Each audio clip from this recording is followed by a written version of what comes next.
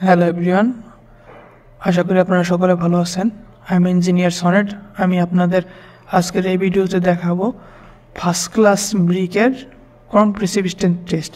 মানে আমরা যে ইটের গাঁথনি করে থাকি ব্রিক দিয়া, সেই ইটগুলা আমাদের আসলে কীরকম স্ট্রেংথ থাকা দরকার, কতটুকু শক্তি থাকা প্রয়োজন আছে প্রত্যেকটা ইটের। তো এর জন্য আমি আমাদের যে কম্প্রেসিভ স্ট্রেংথের এখানে যে ফার্স্ট ক্লাস ব্রিক, তো যে ব্রিকটা আছে ওটা ফগমার্কে, মানে এই ব্রিকের মধ্যে দেখবেন আপনারা এখানে নাম লেখা থাকে AMT ওর এক্সেট্রা। এই ফগমার্কটা আমার এটা আছে।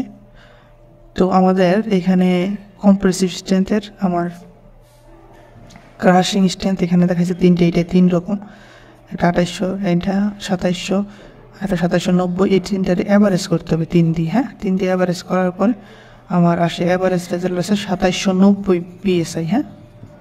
2790 PSI যখন আসে, তো আমাদের স্ট্যান্ডার্ড মিনিমাম 1450 PSI থেকে 3480 PSI এর মধ্যে থাকতে হবে ফার্স্ট ক্লাস ব্রিকের কম্প্রেসিভ স্ট্রেংথ।